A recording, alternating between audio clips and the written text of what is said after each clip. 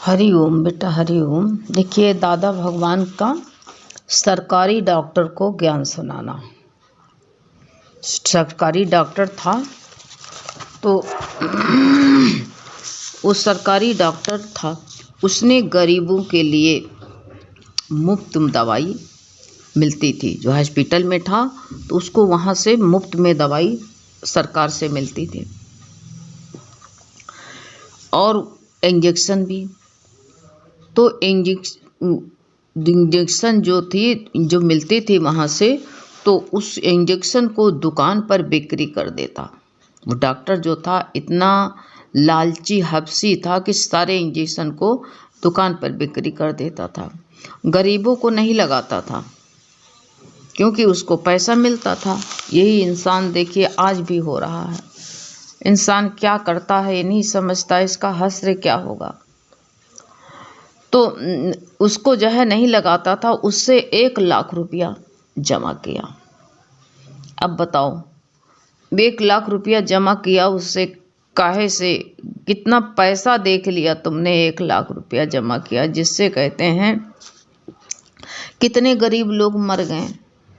अब बताओ, कितना पाप तुमने पाप करके पैसा बटोरा, सारे गरीब मर गए। अभी सारी उसको जो है सारी रात उसकी सूरत, मेरे दादा से बताया कि सारी रात उसकी सूरत, सब जो मर गए थे उनकी सूरत मेरे घूमती रहती है, मेरे दिमाग पर सारी घूमती रहती है। अब मुझे कहते हैं कि तू भी मरेगा तो तेरा पूरा हिसाब, तेरा जो है तेरे से पूरा हिसाब करेंगे। वो जीव आत्माएं हमसे कहती हैं कि तू मरेगा तो हम पूरा हिसाब करेंगे तेरे से।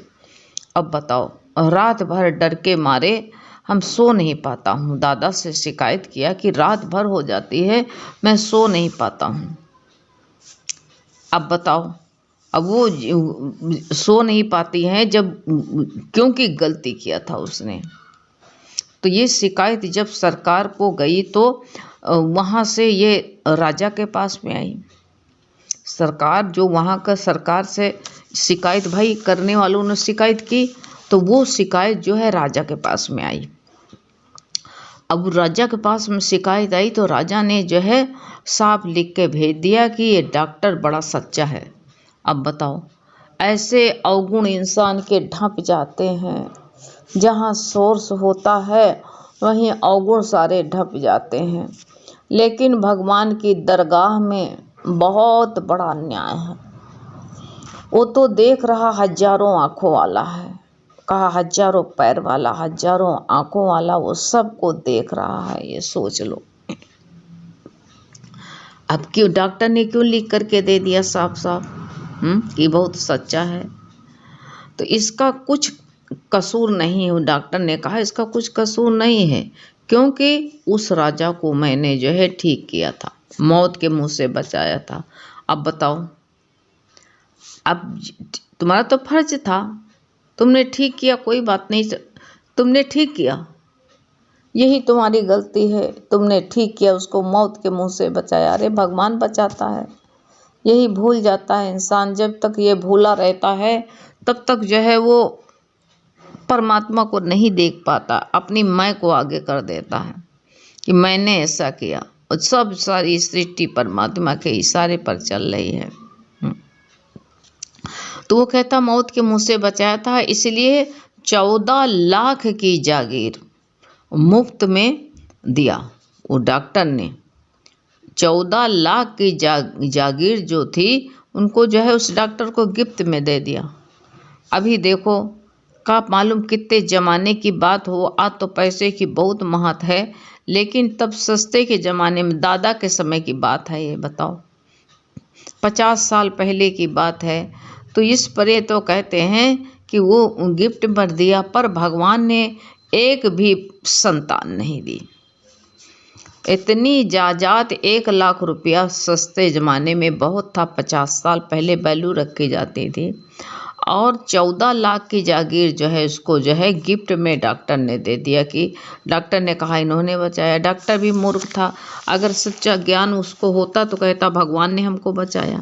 ये थोड़ी कहता कि डॉक्टर ने बचाया। नहीं, तो कहते हैं पर भगवान ने, अब देखो भगवान के घर में किसके लिए जोड़ रहे हो, भगवान ने संतान नहीं दिया। मन में अशांति नहीं, शांति नहीं है। शांति के लिए सभी संतों को बुला करके कहते हैं 100 कोठियां बनवा दी। अब बताओ कहाँ से, यही तुम लोग कहते हो गुरु बताते हैं, ये समझ में नहीं आता है। गुरु कहते हैं कोई दान में कुछ दे रहा है, पता नहीं कैसा कैसी कमाई हो, यही सोचना कि भगवान हमको तो जो है भले से नमक रोटी खिलाना भगवान, लेकिन सच्चा अन्न मिले, अपनी मेहनत का मिले, नकम्मा ना बन करके बैठाना। कितनी मूर्खते स्त्रियां हैं, कहती आश्रम में चले जाएंगे, वहाँ पैर दबाएंगे, वहाँ खाना मिलेगा।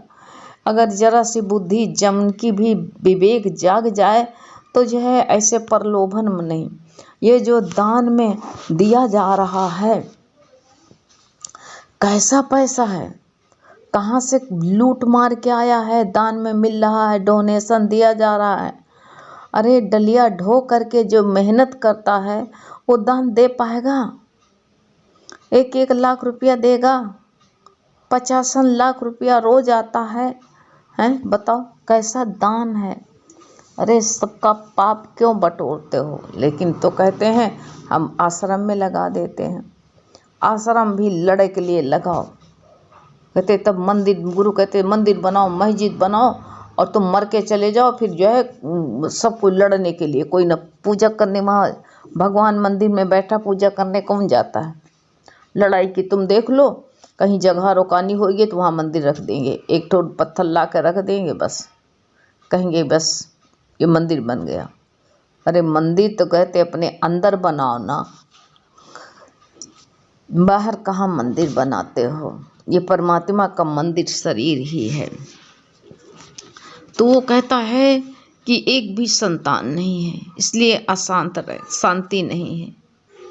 शांति के लिए सब संतों को बुलवाया, 100 कोठियां बनवाई, पर दान पुण्य से शांति नहीं आई। मैं पूछता हूँ, दान पुण्य से माफ़ी मिलेगी? उस संतों को जिसको बुलाते थे उनसे कहते थे कि क्या दान पुण्य से हमको शांति मिलेगी, माफ़ी मिल जाएगी? जो गुनाह किया है मिल सकती है। तो संत, जो सच्चा संत होगा सत्य बता देगा, लालची होगा तो सत्य को दबा लेगा कि हाँ दान करो तुमको मिलेगा। तो कहा कि संत कहते हैं नहीं, सत कर्म का फल सत्य है और बद कर्म का फल बद है। अब बताओ, बद कर्म ही मिलेगा, बद कर्म का बद कर्म ही मिलेगा, माफ़ी नहीं। अब देखो कितना उलझन हो रही, कितनी टेंशन हो रही। जितना तुमने कमाया नहीं उतना टेंशन में तुम मरो, क्या फ़ायदा है? उतने टेंशन में जूझो तुम। तो बताया जब भगवान दादा के मुलाकात हुई उससे, जब दादा मिले तो दादा ने उसको ज्ञान दिया और बताया कि ज्ञान माया, तब ये कहते कर्म ही नाश कर दे अपने, सब कर्म ही नाश हो गया तो तुम पाप का पछतावा करो, जो तुमसे हो गया है उसका पछतावा करो। माफ़ी भगवान से तभी मिलेगी कि मैं ऐसा पछतावा क्या करूँ कि मैं फिर ऐसा पाप दोबारा नहीं करूँगा। भगवान मैं अनजान में कर लिया तो कर लिया, हे नाथ अब ऐसा पाप मैं नहीं करूँगा। ने बताया मैं ऐसा पाप नहीं करूँगा दोबारा। तब कहते हैं तुम्हारा पाप माफ़ हो जाएगा। जब इंसान प्रायश्चित कर लेता है तो सब माफ़ हो जाता है।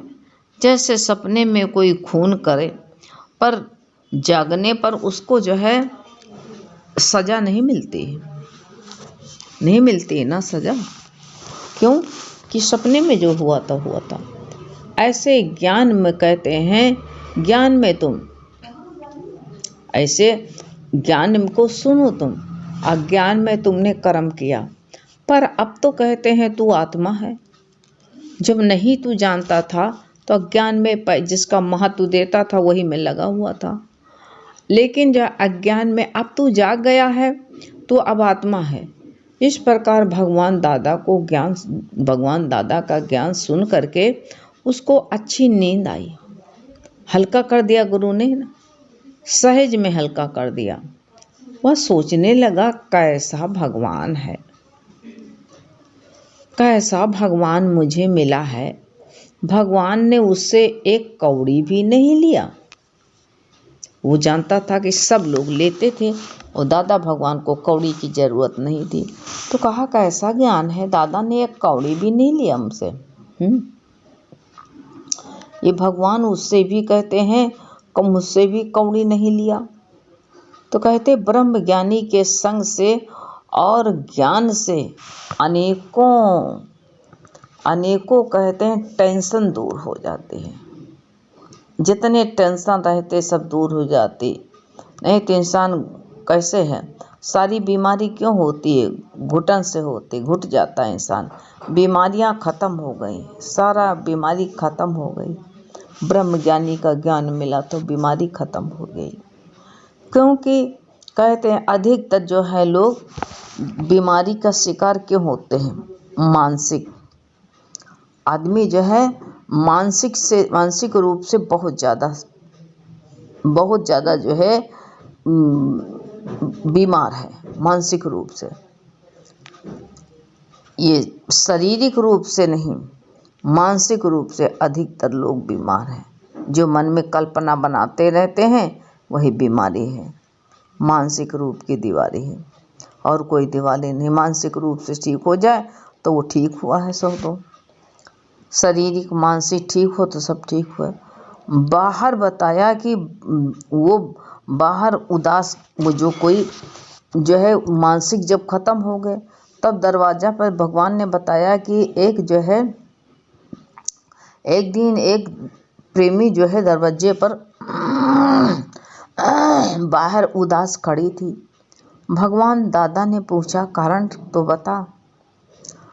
तो उसने बताया कि मेरे पेट में गोला है, मेरे पेट में गोला है, मेरे पति डॉक्टर से बात कर रहे हैं, उसने ऑपरेशन को बोला है।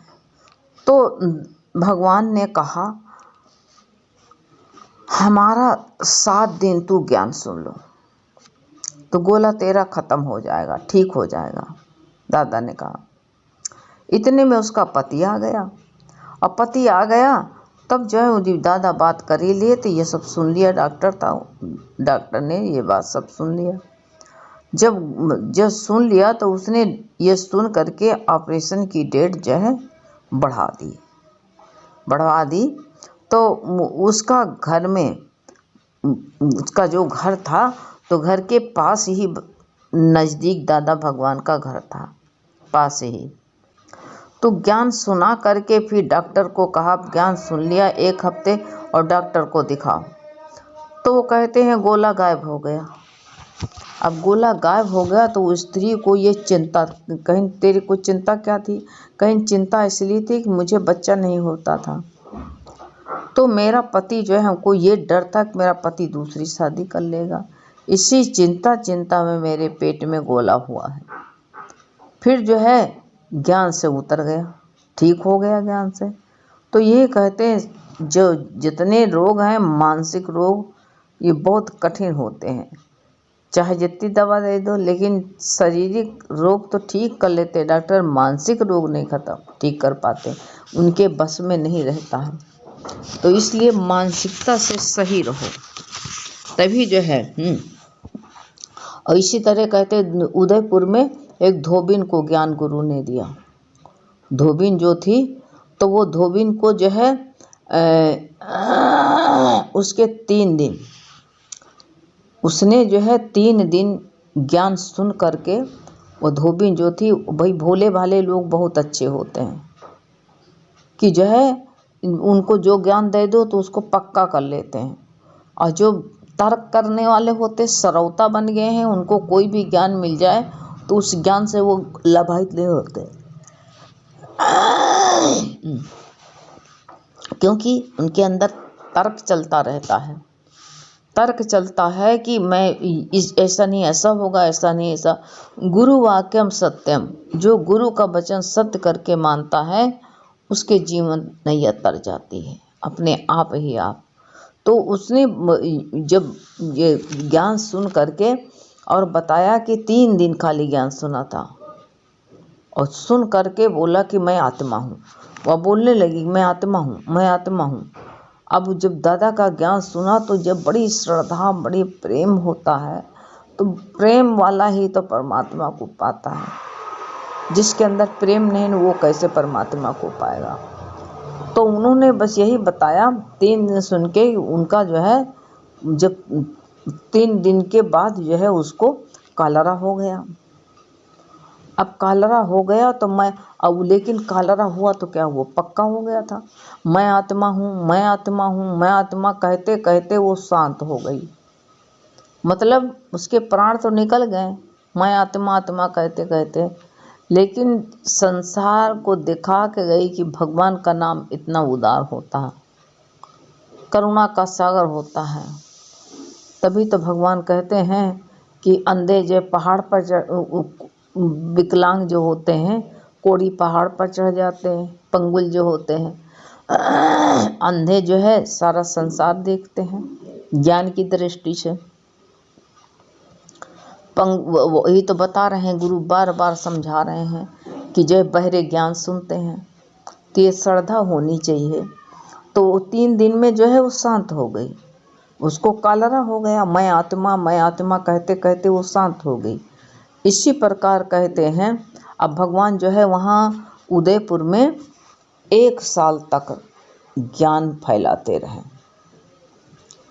फैला करके भगवान फिर दादा भगवान जब मुंबई फिर आ गए, और यहाँ से ज्ञान का प्रकाश सब जगह फैला रहे हैं। जैसे ही कि दूर हैं तो क्या हुआ, वो अपना ज्ञान सब जगह बो रहे हैं, और बो के गए हैं, सींचने वाले सींच रहे हैं। तो इसलिए जो है ज्ञान को ध्यान से सुन करके गुरु का एक एक वचन हृदय में बसा लो, और कुछ करने की आवश्यकता नहीं है। कितना सहज ज्ञान है, सरल ज्ञान है, वो हमको तुमको आज मिला है सौभाग्य से, हैं। तो हमारा सौभाग्य तभी तो मिल गया है। तो आज भगवान की शरण में बैठे हो, भगवत भाव में ज़्यादा से ज़्यादा रहा करो, ये सबसे श्रेष्ठ है।